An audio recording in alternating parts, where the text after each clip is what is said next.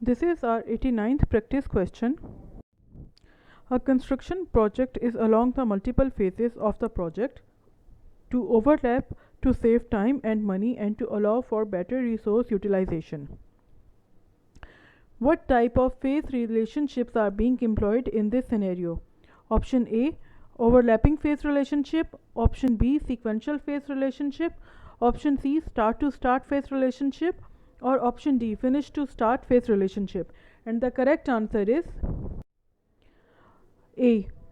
This is an example of overlapping phase relationships because phases in the project are overlapping rather than being completed in a defined sequence.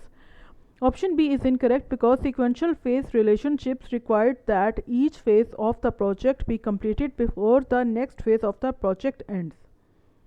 Option C is incorrect because start to start is not a phase relationship type. Start to start describes the relationship between individual activities, not phase.